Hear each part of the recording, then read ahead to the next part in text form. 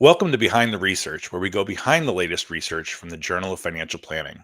I'm Ben Lewis, and today I'm joined by Dr. Haley Burton, Assistant Professor of Finance at Lubbock Christian University, where she teaches courses in corporate finance, investments, and financial analysis. Haley, along with Dr. Josh Sauerwein, authored the latest research in the October issue of the Journal of Financial Planning titled Navigating Fiduciary Duty in the Era of ESG Investing. Insights from Financial Advisors. As ESG investing gains popularity, financial advisors face the challenge of balancing client interests, regulatory expectations, and their fiduciary duties. This study finds that, although advisors generally go beyond their fiduciary obligations, they remain uncertain about ESG metrics, perceive limited client demand, and worry about regulatory overreach that could limit their professional judgment and increase compliance burdens. Over the next few minutes, we'll explore what inspired this research and how you can apply it to your work with clients. Thanks for joining me, Haley, and welcome to Behind the Research. Yeah, thanks for having me. It's great to see you. I appreciate it. So let's start with the why behind the research. What were you seeing in the profession or the broader landscape that made you and your co-author believe this research was needed? Yeah, so I'll give you a little bit of a background. I am obviously in academics, and so I teach corporate finance, investments, financial statement analysis. And a lot of times we're teaching this idea of being a fiduciary, of acting in the best interest of your clients. And we knew that this ESG, environmental, social, and governance was a growing industry in investing. And so as a teacher, I need to be up on that. And so me and my co-author, Dr. Josh Sauerwein, started looking into it. We weren't super familiar with it. So we thought, you know what, we need to become educated. And we were curious about the demand in that space. Mm-hmm. So looked into it. We started seeing a lot of things saying that investors were demanding ESG investments. And we thought, is this from an institutional perspective, institutional investors? Is this retail investors? We are in Texas, and so we might have a little bit different political landscape than some other places. And so we were curious, what does this look like across the U.S.? And really from the perspective of financial advisors who are having these conversations with clients on a regular basis. We were also noticing that the Department of Labor, some other places were trying to shift the definition of fiduciary for financial advisors to consider ESG in their recommendations. And so we just wanted to ask financial advisors, hey, what do you think about this? Are you seeing demand from your clients?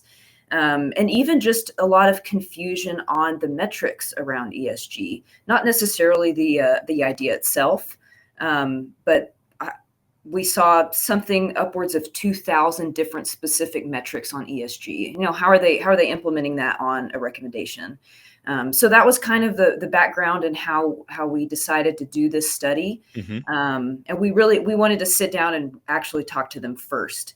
And so this was really a first effort. We hope to continue the study and kind of broaden it out to a lot more advisors. But this was a first stab.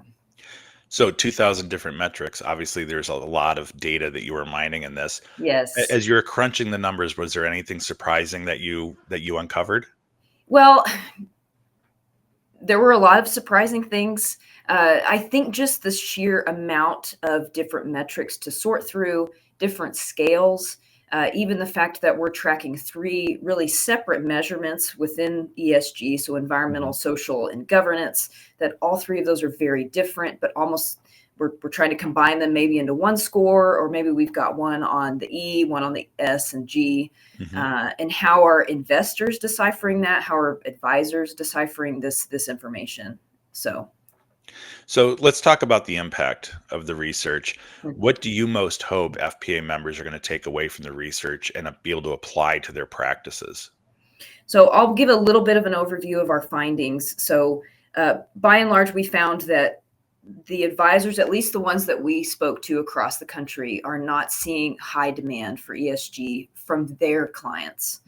Not necessarily representative or create generalizability across the board, but they're not seeing a high demand. And they do seem concerned about regulation in this industry. And even since our interviews, there's been a lot of changes just in the market. Some have stepped back. The Department of Labor has kind of stepped back from that new definition of fiduciary. And so we're just trying to keep up with the changes. But what I would want practitioners to take away from this is, one, our biggest theme throughout our paper was they go above and beyond the legal definition of a fiduciary. And that is really encouraging to us as educators, that we're preparing students to go into this field, and that we want them to be people of integrity and to take care of their clients, to educate them, to make prudent decisions. And so that might seem like a broad thing, but we want that industry to continue in that direction.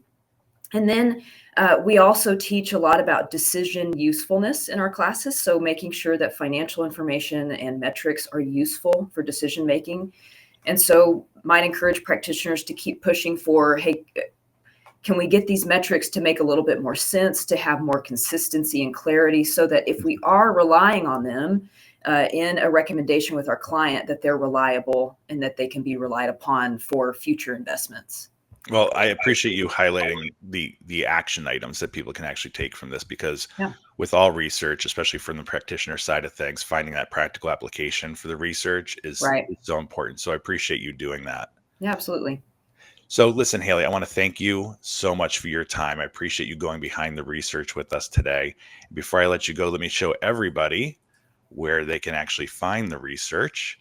So everybody can delve into this exciting new research by Haley and her co-author by simply going to the October issue of the Journal of Financial Planning. It's now available for all FPA members. You can simply scan the QR code on your screen, or you just simply go to fpajournal.org. That's fpajournal.org. And thank you to all of you for spending a few minutes with us. We'll see you next time on Behind the Research.